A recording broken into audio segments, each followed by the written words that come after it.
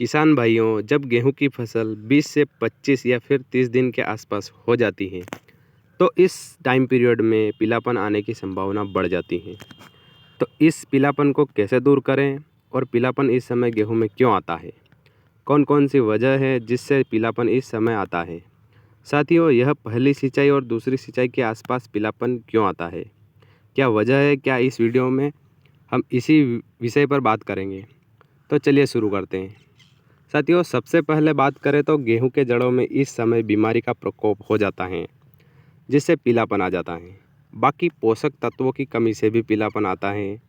जब हम खरपतवार नाशक का स्प्रे इस समय पर गेहूं में करते हैं तो भी पीलापन आ जाता है, या फिर हम बिना ज़रूरत के भी अगर गेहूं में सिंचाई कर देते हैं जिसके कारण भी पीलापन आ जाता है।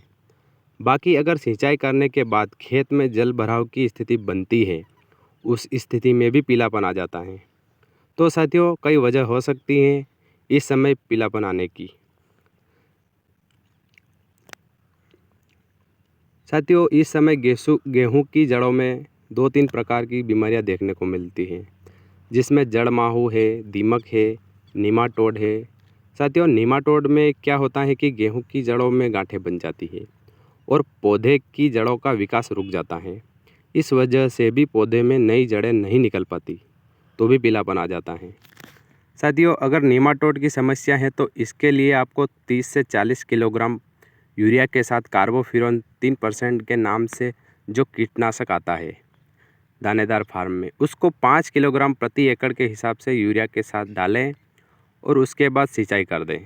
इससे नीमाटोड की रोकथाम हो जाती है और पौधों में जल्द ही एक अच्छी ग्रोथ और हरापन देखने को मिलता है। बाकी अब देखें तो पोषक तत्वों की कमी से भी गेहूं में पीलापन देखने को मिलता है, क्योंकि गेहूं के पौधों को इस समय काफ़ी पोषक तत्वों की ज़रूरत होती है। उसके विकास की प्राथमिक अवस्था होती है और इसी बीच अगर उसमें पोषक तत्व की कमी हो जाए तो स्वाभाविक बात है कि गेहूं में पीलापन आ जाएगा।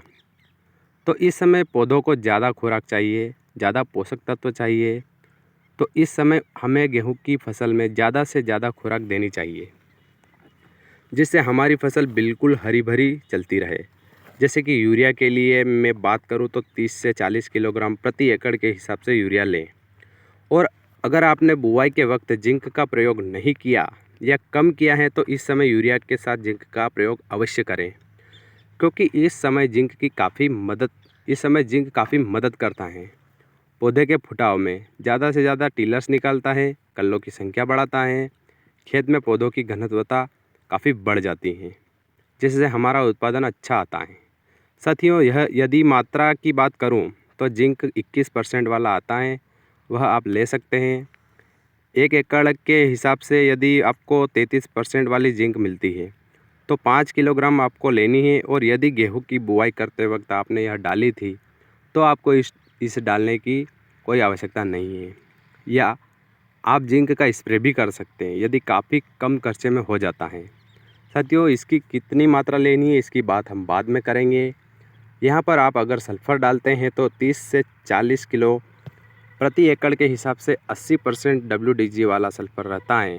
यदि हमारे गेहूं की फसल में फंगस रोग लग गया है तो यह काफ़ी हद तक फंगस को भी ख़त्म करती हैं। यदि ह्यूमिक एसिड की बात करूं तो इस समय ह्यूमिक एसिड भी डाल सकते हैं यूरिया के साथ में मिलाकर। यह लिक्विड में भी आता है और दानेदार में भी आता है।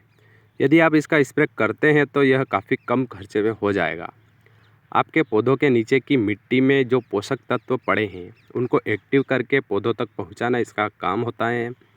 पौधों की जड़ों का फैलाव बढ़ा देता है, जिससे कि ज़मीन में मौजूद पोषक तत्वों को पौधा आसानी से ले लेता है।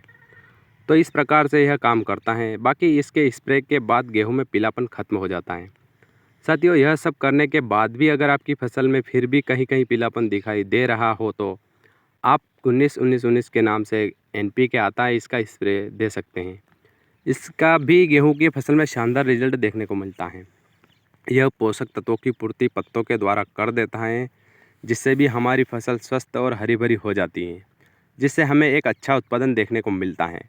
तो साथियों, उम्मीद करता हूँ कि आपकी फसल और आप हमेशा स्वस्थ रहें, मस्त रहें। धन्यवाद। फिर किसी नई जानकारी के साथ हाजिर होंगे, तब तक के लिए नमस्कार।